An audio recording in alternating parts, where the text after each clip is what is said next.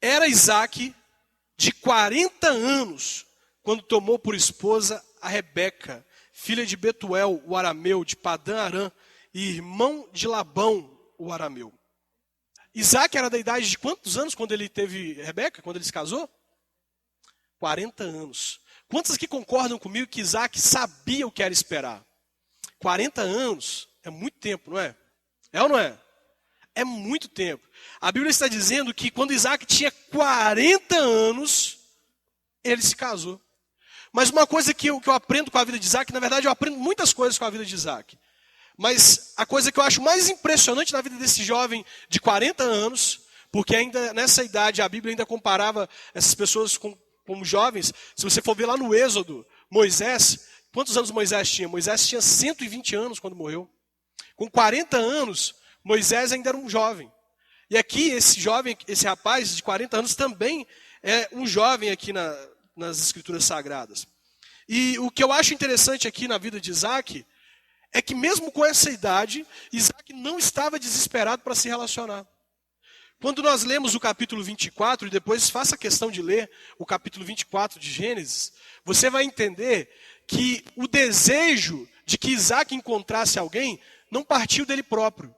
Não foi Isaac que estava desesperado para encontrar alguém. Não. Com 40 anos ele estava super tranquilo. Ele é a típica pessoa que nos diz que quem espera em Deus não se desespera. Com 40 anos ele estava tranquilo. E quem teve a ideia de arrumar uma mulher para ele foi o pai dele. Ele falou assim, não, esse rapaz já tem 40 anos, vou arrumar uma esposa para ele. Mas Isaac estava tranquilo. E aí a gente vê hoje na internet, tem gente que não gosta. Mas na internet tem aquela frase assim, menina de 12 anos está dizendo assim, não estou mais aguentando esperar. Aí por baixo vem assim, esperar o quê? A boneca que a sua mãe te prometeu no Natal? Sempre tem esses negócios, né? Então, assim, Isaac está aqui. Enquanto nós vemos hoje meninos assim de 11, 12, 13, 14 anos desesperados para namorar, Isaac tinha 40 anos e estava tranquilo. Ele estava super tranquilo, porque para ele isso não fazia diferença. Por que isso não fazia diferença para Isaac? Por causa de um monte de coisa que eu vou falar aqui hoje. Mas o que nós precisamos entender é que esse jovem sabia o que era esperar. Algumas pessoas, a gente espera de vários jeitos. Tem gente que espera sentado, esperando a bênção vir cair do céu para ela. Esperar desse jeito é só retardar o tempo da bênção. Quem espera as bênçãos de Deus sentados, só vai retardar o tempo da bênção, porque Deus, Ele espera que nós façamos a nossa parte. Ele fez a promessa, mas nós precisamos fazer a nossa parte. Esperar sentado não é a saída. Tem gente que espera, é igual atirador do tiro de guerra, né? Quer pegar todo mundo, se demole, caiu na rede, é peixe. Tem gente que espera, eu não estou esperando, pastor, está esperando o quê? Está pegando todo mundo, não está esperando nada, está atacando geral. E tem gente que nem sabe o que é esperar.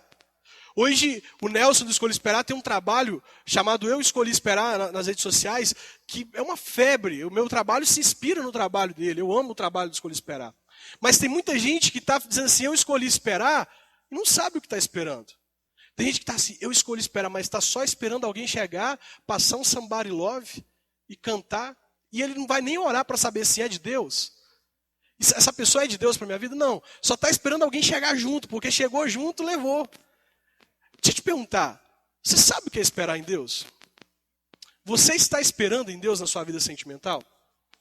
Esperar em Deus na vida sentimental é importante, sabe por quê? Porque todas as vezes que eu fiz a escolha da pessoa com quem eu iria me relacionar na minha vida, eu me feri. Pensa num cara que colecionou feridas na vida sentimental. É esse que está aqui diante de vocês. Eu era um cara tão vazio, pensa num cara vazio. Tão vazio, mas tão vazio, que eu pensava que para eu me sentir bem, eu tinha que ter alguém do meu lado. E se eu não tivesse alguém do meu lado, eu não ia me sentir bem. O problema, Moisés, é que sempre quando eu tinha alguém do meu lado, a pessoa que estava do meu lado não me satisfazia por muito tempo. Porque eu era vazio. Ninguém nunca vai conseguir completar alguém vazio, a não ser Deus. E aí eu me relacionava com alguém durante 3 meses, daqui a pouco já estava procurando outro relacionamento. Terminava com uma pessoa ali, já estava procurando outro relacionamento. Eu vivia de relacionamentos em relacionamentos. Por quê? Porque eu era vazio. Quando eu entendi o princípio da espera, quando eu entendi que eu deveria esperar em Deus, Deus colocou a pessoa certa, na hora certa, na minha vida, que é a minha esposa, a Michele. E o que eu aprendo? Eu aprendo que quando nós não esperamos em Deus, nós nos ferimos. Todas as vezes que você tentar fazer do seu jeito, você vai se ferir. Todas as vezes que você tentar escolher por você, você vai se ferir. Sabe por quê? Porque a Bíblia diz que a nossa vontade, diz lá em Isaías que a nossa vontade é como um trapo de imundícia. E às vezes a nossa vontade pode ser até boa, mas ela não é boa, perfeita e agradável como é a vontade de Deus. A vontade de Deus é boa, perfeita e agradável. Por isso, melhor esperar o tempo de Deus. Melhor esperar a hora dele. Porque no tempo de Deus não tem sofrimento, no tempo de Deus as coisas fluem do jeito certo. Por que é importante esperar em Deus? Porque se você não esperar, você pode fazer a escolha errada. A pastora Sara Shiva, quem conhece a pastora Sara Shiva aqui? Só para eu saber, faz um sinal. A pastora Sara Shiva fala assim: encalhado não é o solteiro. Encalhado é o casado que casou errado. Sabe por quê? Você que está solteiro, você pode fazer a sua escolha tranquilo. Pedrão, você pode escolher, pode ficar tranquilo para escolher. Agora, quem casou errado, meu irmão, é até que a morte o separe. E aí tem encalhado mesmo. Até que a morte o separe ou até que Jesus volte. Por isso, se você não espera em Deus, você corre o risco de fazer a escolha errada. E essa escolha é uma só para a vida toda. É uma só para a vida toda. Vamos lá, o que fazer enquanto espero? Baseado na vida desse jovem, baseado na vida de Isaac. A primeira coisa que eu percebo que Isaac fez enquanto ele esperava é que Isaac tinha um tempo com Deus. É impressionante, no texto aí de Gênesis capítulo 24, verso 63. Abre aí. Gênesis 24, verso 63. Tudo que nós vamos ler aqui em Gênesis 24. Então, pode manter a Bíblia aberta, porque nós não vamos fugir daqui. Gênesis capítulo 24, verso 63, diz assim: saíra Isaac a meditar no campo. Ao cair da tarde, erguendo os olhos, viu, e eis que vinham camelos. Também Rebeca levantou os olhos e, vendo a Isaac, apeou do camelo. E perguntou ao servo: quem é aquele homem que vem pelo campo ao nosso encontro? É o meu senhor, respondeu. Então tomou ela o véu e se cobriu. Até aqui. Olha só, a Bíblia está dizendo que Isaac foi ao campo para meditar. À tardinha, Isaac parou todos os afazeres dele e foi para o campo meditar. Meditar no quê? Foi falar com Deus. Foi ter um tempo com Deus. E imagina que Isaac, olha que coisa profunda. Imagina que enquanto Isaac estava indo ter um tempo com Deus, ele encontrou a mulher da vida dele. Quando ele estava tendo um tempo com Deus, ele encontrou a mulher da vida. Sabe o que eu aprendo com isso? É que o amor da sua vida vai vir de um romance com o céu. Quando você tiver um romance com o céu, quando você estiver completamente apaixonado, desesperadamente amando a Deus, você vai encontrar o amor da sua vida. É assim que a gente gera um amor para a vida toda. Primeiro a gente se apaixona por Deus, primeiro a gente tem um tempo com Deus, primeiro a gente estreita o laço do nosso relacionamento com Deus e depois ele vai gerar a pessoa com quem a gente vai viver o resto da vida. Isaac foi orar, Isaac foi ter um tempo com Deus. E quando ele estava lá no campo, ele avistou os camelos vindo. E naquele camelo estava vindo a mulher com quem ele viveria o resto da vida dele. Isaac tinha um tempo com Deus. Isaac tinha um relacionamento com Deus. Uma coisa que eu insisto com os solteiros é que o primeiro amor da nossa vida tem que ser Deus. Nós precisamos ter um romance com Deus, um relacionamento com Deus. Sabe por quê? Porque eu tenho visto, igual eu falei, muita gente vazia do amor de Deus, mendigando o amor dos outros. Eu tenho visto isso. Gente implorando que o outro ame. Gente falando assim, se o outro não me amar, eu vou morrer. Vai morrer porque está vazio de Deus. Se nós estivermos cheios de Deus, o amor dos outros vai fazer pouca diferença, vai ser complemento. Poxa, eu tenho o seu amor, mas o amor que mais importa já está dentro de mim. Eu estou cheio desse amor. Eu estou cheio do amor de Deus. Isaac era um jovem que estava esperando, mas ele esperava tendo um relacionamento com Deus. Deixa eu te fazer uma pergunta. Como está o seu relacionamento com Deus hoje? Talvez você queira encontrar alguém e você ainda não encontrou alguém para você ter um relacionamento porque Deus pensa assim, ele já está distante de mim. Ela já está distante de mim. Se aparecer alguém agora, não vai dar certo. Como está o seu relacionamento com Deus hoje? Isaac esperava, mas ele tinha um relacionamento com Deus. Ele estava com Deus, ele tinha tempo com Deus. Outra coisa que eu aprendo com a história de Isaac, no verso 6, não busque no mundo. Isaac esperava e ele não buscava no mundo. Tem gente que tem aquela desculpa assim, eu vou buscar lá no mundo porque na igreja não tem a pessoa que se enquadra no meu perfil. Você sabia que tem muita gente esperando coisas boas de Deus porque tem um padrão definido? Deus, eu quero assim. É o caso de um filme muito antigo, não sei quem lembra desse filme, de duas irmãs que eram feiticeiras, que elas fizeram um feitiço. E a menina não queria nunca namorar, porque ela teve uma decepção na vida dela. Ela falou assim, eu só namoro se aparecer um do olho verde, com o olho azul, loiro, alto assim. E ela fez o feitiço, aí de repente foi e apareceu aquele cara daquele jeito. Tem gente que está assim, Deus, eu quero um que tenha o olho verde, o olho azul, que ele seja loiro de um lado, castanho do outro. Está preenchendo um padrão para Deus e está perdendo o melhor de Deus. Sabe por quê? Porque está esperando o melhor à sua maneira. Está esperando o melhor à sua maneira. Ah, não, na igreja não tem pessoas que preenchem o meu perfil, não.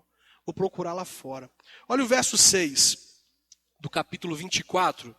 Diz assim. Verso 5, diz assim, olha. Disse-lhe o servo, talvez não queira a mulher seguir-me para esta terra. Neste caso, levarei teu filho à terra de onde saíste? Respondeu-lhe Abraão, cautela, não faças voltar o meu filho para lá. Abraão havia saído do mundo. O lugar de onde Abraão havia saído, ele havia recebido uma ordem de Deus para sair daquele lugar. Deus havia dito para Abraão assim, sai da sua terra, do meio de seus parentes, vai para uma terra que eu te mostrarei. Por que Deus mandou Abraão sair da terra dele? Porque os parentes de Abraão não serviam a Deus. E Deus estava querendo separar o povo dele.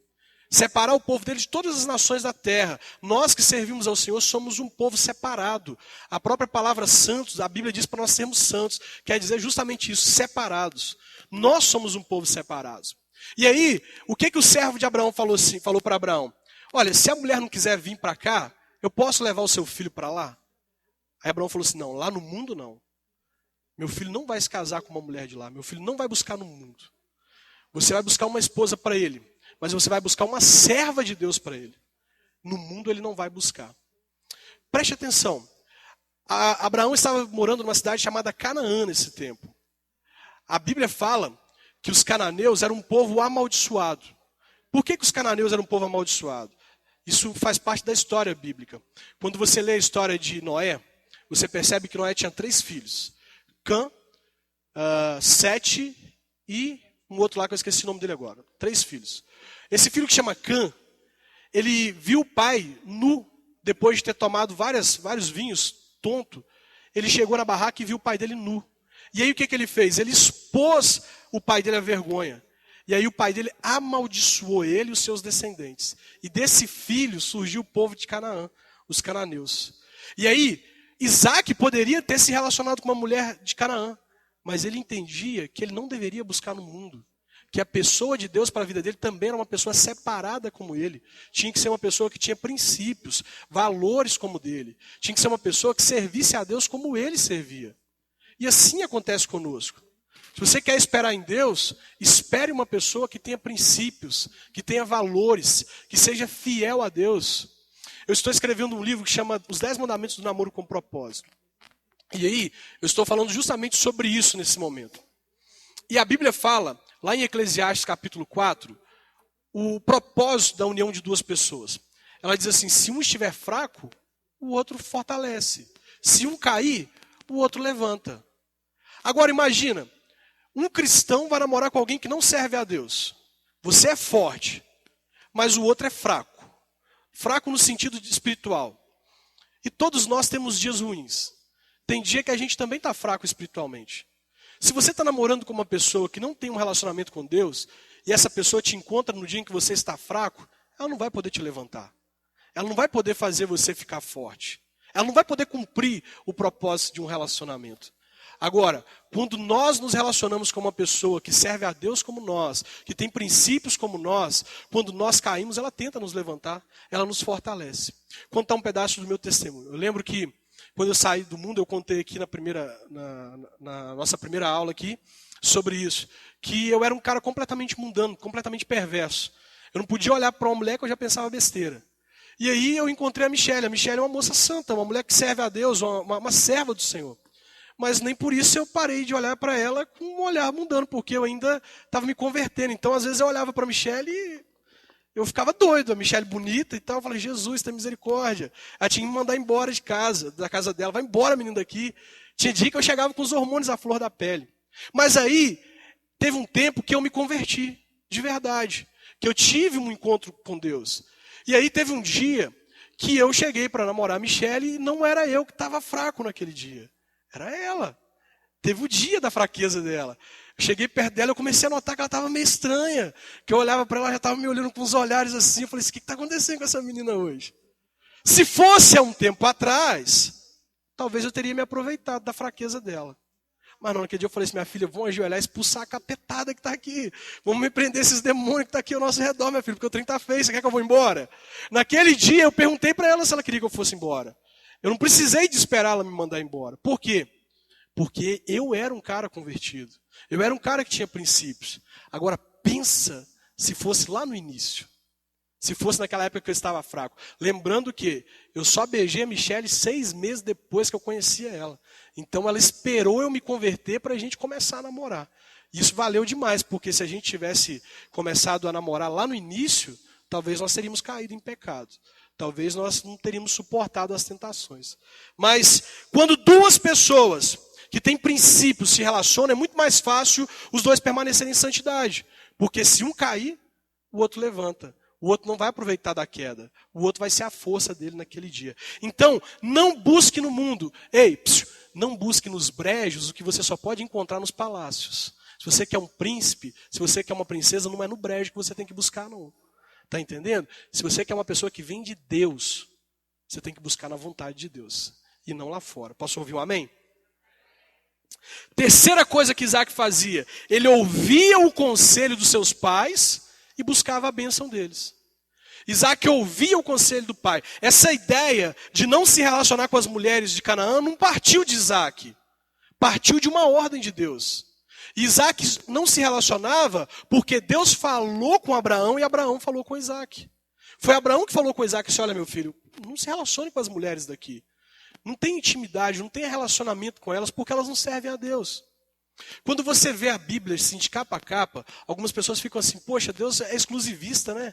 Deus não quer que a gente se relacione com pessoas que são de outras religiões, essas coisas. Deus é tão ruim. Na verdade, quando Deus está dizendo para nós não nos relacionarmos com pessoas que têm outras religiões, Ele não é ruim, não. Ele está nos preservando, sabe por quê? Todas as vezes que os personagens bíblicos se relacionaram com pessoas de outros povos, que tinham outros deuses, eles caíram. O exemplo é Sansão. Como que Sansão terminou a vida dele? Sansão terminou a vida com os olhos furados como escravo. Por quê? Porque se relacionou com mulheres que não serviam a Deus. Outro Isaac é Salomão. Um homem que construiu o templo de Deus. Construiu o templo em Israel. Ele terminou a vida dizendo, sabe o quê? Que tudo é vaidade. Que tudo é vaidade. Terminou a vida sozinho, rodeado de pessoas, e sozinho, dizendo que tudo era vaidade. Sabe por quê? Porque se relacionou com mulheres pagãs, com mulheres que serviam a outros deuses. Então não busque nos brejos aquilo que você só pode encontrar no palácio. E aqui, Abraão, voltando a esse terceiro ponto, sobre ouvir os conselhos e buscar a bênção, o verso 60 do capítulo 24 fala uma coisa muito interessante. O verso 60. Lembrando que antigamente os casamentos não eram como hoje, não eram como acontecem hoje. Hoje as pessoas se casam na igreja, as pessoas se casam no cartório. Antigamente um casamento se dava quando a bênção dos pais era emitida sobre a vida daquele casal. Então bastava os pais dizerem assim, eu abençoo vocês. A partir daquele momento eles poderiam se casar. Com o tempo mudou, hoje precisa ir no cartório, se casar direitinho no cartório e depois se casar na igreja, né? O verso 60 fala sobre a bênção dos parentes de Rebeca sobre a vida dela, que diz assim, abençoaram a Rebeca e lhe disseram, és nossa irmã, sê tu mãe de milhares, e que a tua descendência possua a porta dos seus inimigos. Aqui nesse texto, nesse momento, os irmãos de Rebeca, o pai de Rebeca, a família de Rebeca, falaram assim, nós te abençoamos. Nós abençoamos a sua vida. Nós abençoamos o seu relacionamento. Nós abençoamos o seu casamento. Nós abençoamos os seus filhos. Nós abençoamos tudo o que você colocar às mãos. Nós abençoamos. Você não faz ideia do poder da bênção. Quem não tem bênção, só tem uma coisa. Só resta uma coisa, maldição. Não porque, Deus me amaldiçoou. Não. Porque só existem duas coisas, a bênção e a maldição.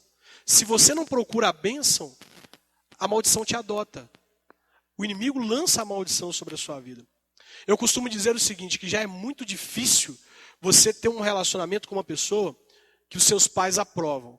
Agora imagina com alguém que a sua família não gosta. Tem uma coisa que acontece depois que vocês casam, e vocês vão ver isso um dia. Amém? Amém ou não amém? Quando vocês se casarem, vocês vão ver isso. Tem 6 anos que eu estou casado. E eu posso contar nos dedos da minha mão esquerda as vezes que eu almocei em casa no domingo. Todas as vezes nós almoçamos fora. Ou na casa da minha mãe ou na casa da mãe da Michele. Não tem coisa melhor do que almoçar fora de casa no domingo, cara. E depois de casado, esquece almoço em casa. É só na casa dos parentes. Agora imagina você, moça. Você vai lá na casa da sua mãe almoçar e seu marido não vai porque eles não gostam do outro. Seu pai não gosta dele, ele não gosta do seu pai. E aí não tem almoço em família. Você não pode ir na casa da sua sogra, porque igual o testemunho da sogra que eu contei semana passada, a nora virou para a sogra e falou, senhor, minha sogra, eu gosto tanto do seu filho, queria fazer ele feliz, o que eu faço para a senhora gostar de mim? E a sogra falou, senhor, minha filha, morre. Se você morrer, eu vou gostar muito de você. Então, imagina a convivência familiar de pessoas que não gostam uma da outra. É importante ter a bênção é importantíssima. Se você for ver a história de Isaac e Rebeca, eles foram de fato abençoados. Por quê? Porque receberam a bênção dos seus pais. Isaac recebeu a bênção de Abraão, Rebeca recebeu a bênção de Betuel, do seu irmão Labão. Então isso é importante demais. Quarta coisa, você não precisa ter pressa para encontrar alguém. Sabe por quê? Diga comigo assim, quem tem pressa, fala, quem tem pressa, tropeça.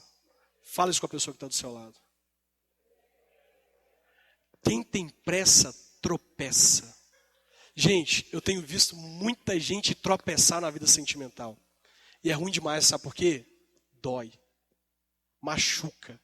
Eu acredito que não existe na terra uma dor pior do que a dor de sofrer na vida sentimental. É muito ruim. É muito.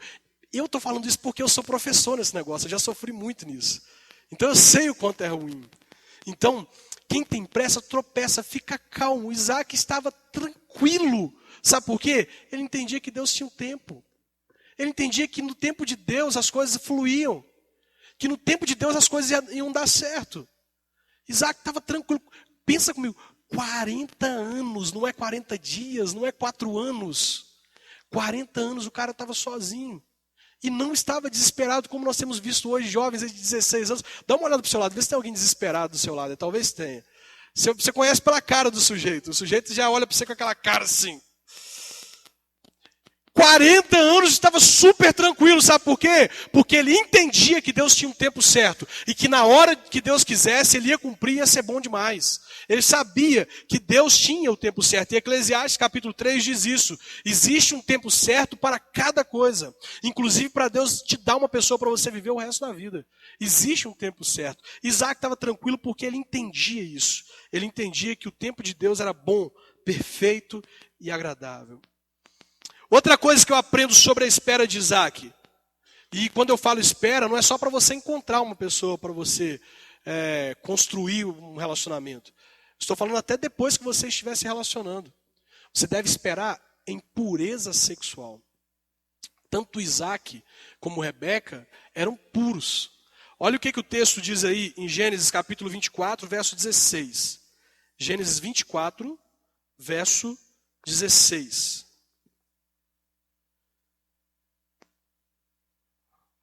Olha que coisa bonita, cara. Quando eu leio esse texto eu acho muito legal. Diz assim, a moça era muito formosa de aparência, virgem, e que nenhum homem havia possuído. Ela desceu à fonte, encheu seu cântaro e subiu. Aqui está dizendo sobre uma pessoa virgem. Mas eu quero te dizer uma coisa, você não deve confundir virgindade com pureza sexual. Sabe por quê? Tem muita gente virgem que não é puro. E tem muita gente que não é virgem que é puro. Tem gente que é virgem, mas a cabeça dele, milhões de coisas passam aqui dentro. O cara vive assistindo pornografia na internet, no computador, então não é puro, é só virgem. Agora, tem gente que até pecou na sua vida sexual. Teve um caso com alguém, pecou, e essa pessoa entendeu que era errado, entendeu que no propósito de Deus a gente espera o casamento para ter o relacionamento sexual. E quando a gente quebra um princípio, o princípio nos quebra. Aqui em Caratinga tem uma moça que, há muito tempo atrás, ela se relacionou com um rapaz sexualmente, ela se envolveu sexualmente com esse rapaz. E o tempo passou, para ela não tinha nada, não tinha problema nenhum. Ela se casou com um outro cara, converteu, os dois se converteram. O pastor dessa moça estava preparando os dois para serem pastores. Ela teve um filho e eles estavam vivendo super bem. Anos se passaram, quase 10 anos passaram. Só que um dia, essa moça estava dando uma volta na cidade e encontrou aquele cara com quem ela teve uma relação sexual há anos atrás. E aí esse cara olhou para ela e falou assim: e aí, como você está? Ela falou: poxa, estou bem, graças a Deus e tudo. E ele falou assim: nossa, você está linda. E ela, inocente, falou com ele assim: olha que eu já tenho um filho. E ele, com esse corpinho? Nossa, você já tem um filho? Na hora que ele falou isso com ela, tudo dentro dela começou a ficar doido. Ela se lembrou do caso que ela teve com ele no passado. Ela estava num relacionamento muito bom com o marido dela. Só que aquele histórico dela, aquele relacionamento que ela teve no passado, veio à tona. Porque quando a gente quebra um princípio, o princípio nos quebra. E a Bíblia diz, como eu disse na semana passada, que todas as vezes que nós nos unimos sexualmente a uma pessoa, nós tornamos com ela uma só carne. Lá em Gênesis, Deus diz assim: por isso o homem deixa sua mãe, o seu pai, e une-se a sua mulher, e torna-se com ela uma só carne. Mas há um texto também no Novo Testamento que diz que o que se une com uma meretriz, com uma prostituta, também torna com ela uma só carne. Então todas as vezes que duas pessoas se relacionam sexualmente, há uma aliança espiritual entre as duas. E essa aliança precisa ser quebrada. Você que está aqui me ouvindo hoje, e que talvez já teve várias experiências sexuais na sua vida, é preciso quebrar essas alianças para que essas alianças não venham prejudicar o seu futuro relacionamento, igual aconteceu com essa moça. Sabe o que ela fez? Ela chegou para o marido dela e falou assim: eu quero o divórcio. Eu não quero mais continuar casado com você. Mas por quê? Minha irmã virou para ela e falou assim: mas seu marido não é bom? Juliana, meu marido é ótimo. Você não gosta do seu marido? Eu gosto do meu marido. E sua filha? Meu casamento é uma bênção, mas eu quero o outro. Eu quero ele.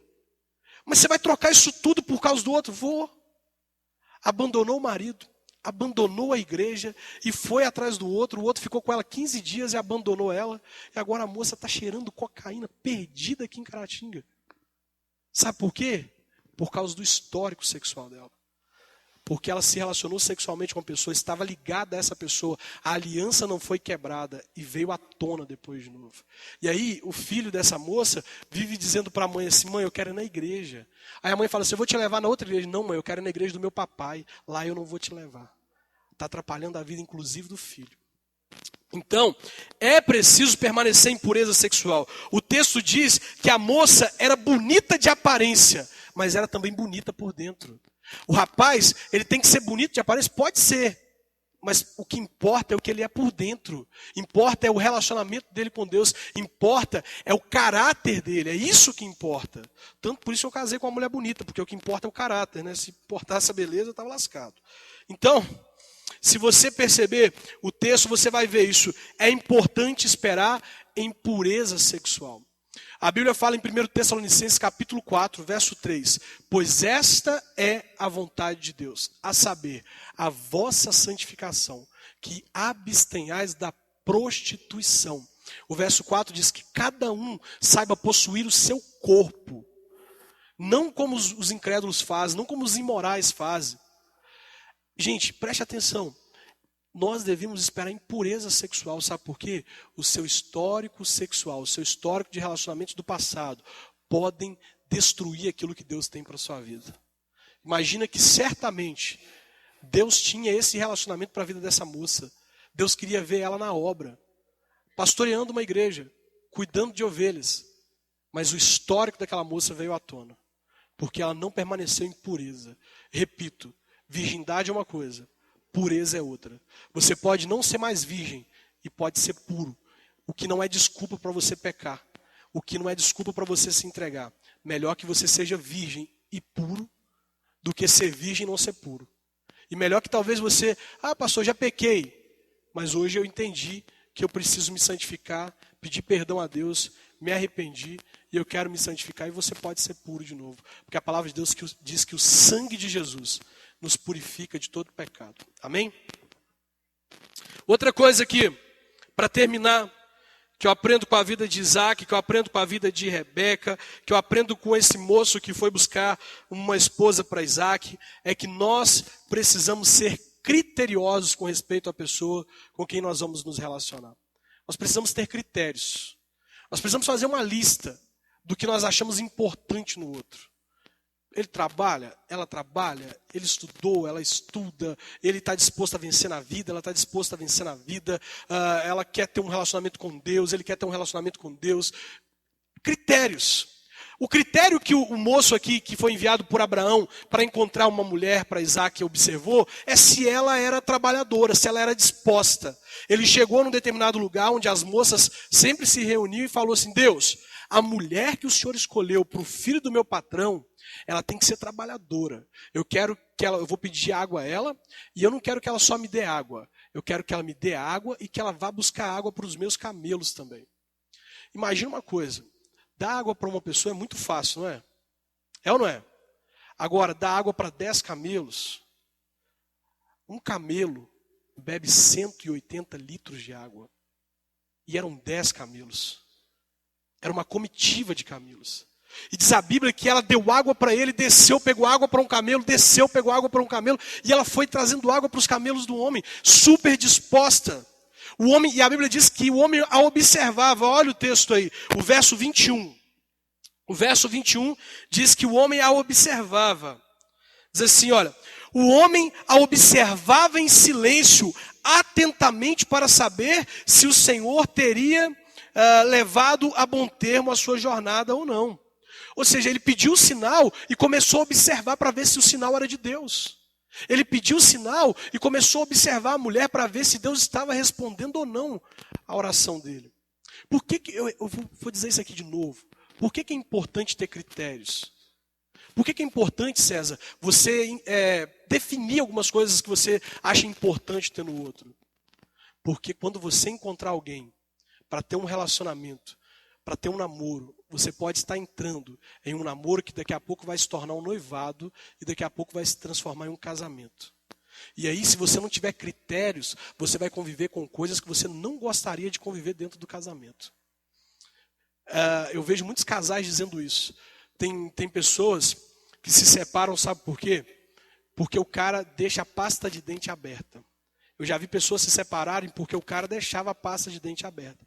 Eu já vi pessoas brigarem, de quase matar um ao outro, pessoas me procurarem e falarem: pastor, eu não aguento mais esse cara. Por que você não aguenta mais seu marido? Porque eu já falei com ele milhões de vezes que eu quero que ele espreme a pasta de dente de baixo para cima. E ele espreme o tubo de pasta de dente no meio. Aí fica para cá e para cá a pasta de dente. Eu já vi pessoas quase se matarem porque o homem está casado há 20 anos e ele sempre coloca a toalha molhada em cima da cama. E a mulher já pegou a toalha e já bateu nele com a toalha molhada um monte de vezes e o homem não aprende. Vou contar um negócio para você. A Michelle chegou ali agora, ele tomara que ela não ouça. Mas ela já sabe disso. Quando eu comecei a namorar com a Michelle, eu tentei passar a imagem para ela de que eu era um cara super organizado. Mas eu não era organizado, eu sempre fui bagunceiro. Agora que eu estou passando a ser organizado. E aí, um dia, ela falou assim: eu vou na sua casa. E antes dela falar que ia lá em casa, a gente estava conversando, ela falou comigo assim: eu detesto bagunça. Na hora que ela falou assim, eu falei: eu também. Não gosto de bagunça, não. Pior coisa que tem é um cara bagunceiro, uma mulher bagunceira. Eu não gosto. E aí ela falou comigo: eu vou lá na sua casa amanhã. Eu falei: vai, vou. Eu falei: Jesus, e agora? Aí eu já me despedi dela e fui para casa. Cheguei em casa correndo e comecei a arrumar meu quarto e tal, que era um brejo. Imagina um lixão. Imagina um lixão em Caratinga. Meu quarto era pior um pouquinho. Eu comecei a arrumar as gavetas, arrumar tudo. Minha mãe chegou e falou assim: o que está acontecendo? Eu falei assim: a Michelle vem aqui amanhã. Ela: eu vou contar para ela que você está tentando esconder as coisas. Eu falei assim: mãe, não conta nada, só não vai falar nada. E eu comecei a organizar tudo, as gavetas, coloquei tudo no lugar, as meias tudo juntas, dobrei a roupa tudo. Beleza, no outro dia eu levei a Michelle em casa. Imagina o primeiro lugar que eu levei ela para conhecer. Meu quarto. Eu falei: vem cá, vou te mostrar você como é que eu sou organizado. Entra aqui. Falei tudo no lugar, abri as gavetas, mostrei para ela, tudo arrumadinho. E ela: poxa, que legal, você é organizado mesmo e tal. Eu falei: é legal. Sou muito organizado. Beleza. Passou o tempo e eu me casei com a Michelle. E aí, o casamento ele arranca as máscaras, gente, não tem jeito. Você pode fingir ser uma pessoa durante o namoro e o noivado o tempo todo. Depois de casado não tem jeito. Eu passei a fazer com a Michelle o que eu fazia com minha mãe. Eu chegava em casa do trabalho e eu arrancava meu tênis e jogava para um canto assim, lá no portão de casa mesmo.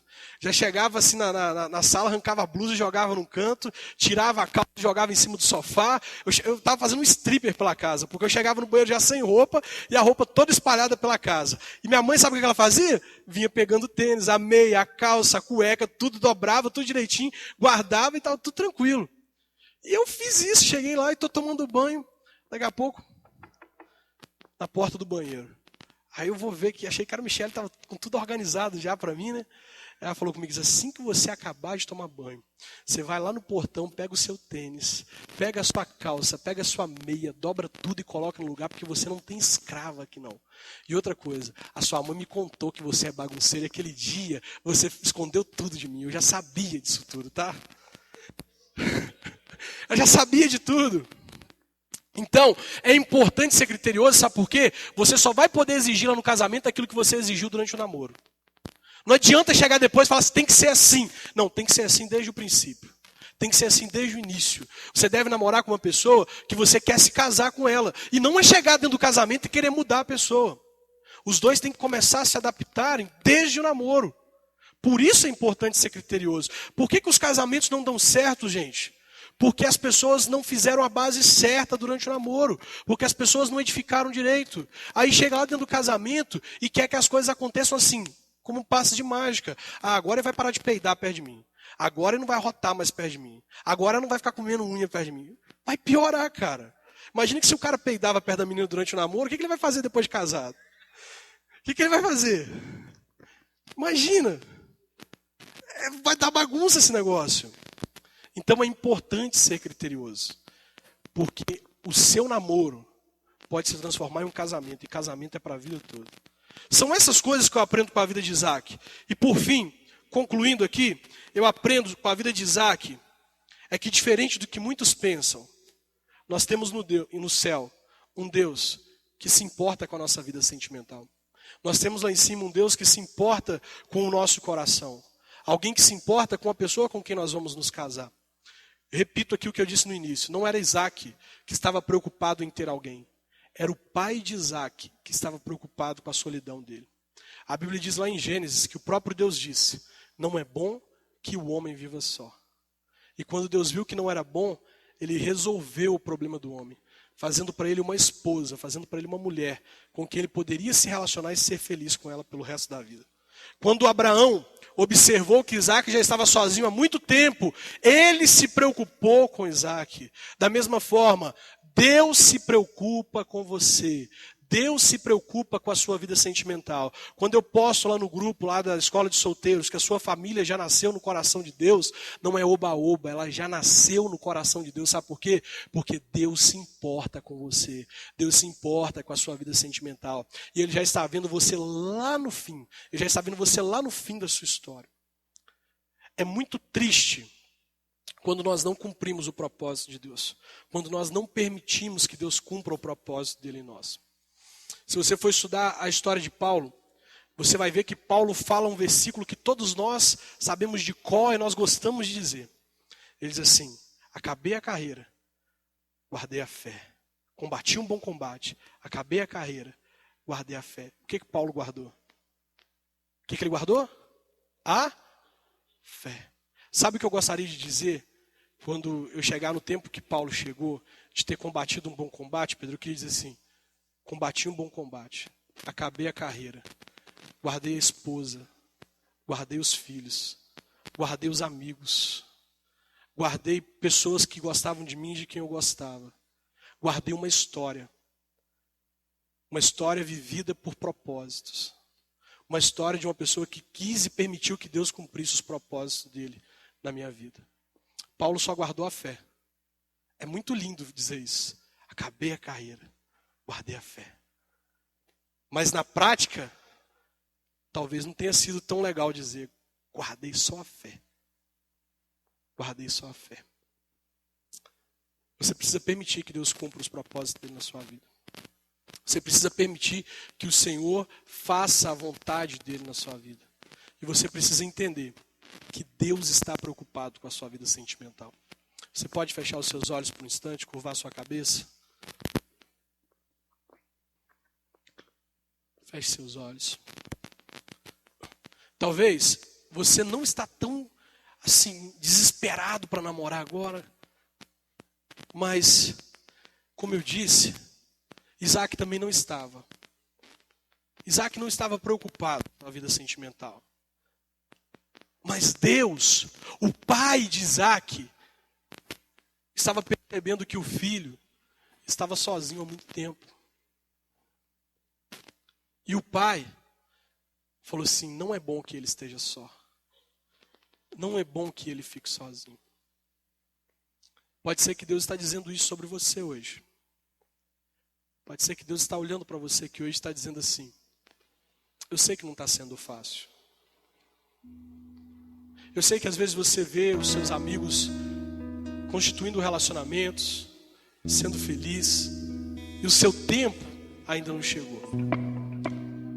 Mas Deus está te dizendo aqui nessa noite que não é o seu tempo, é o tempo dele.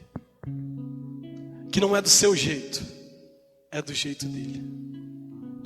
E que se você fizer essas coisas que Isaac fez, ter um relacionamento com Deus, não buscar no mundo, ouvir o conselho e buscar a bênção dos seus pais, não ter pressa, permanecer em pureza sexual e ser criterioso.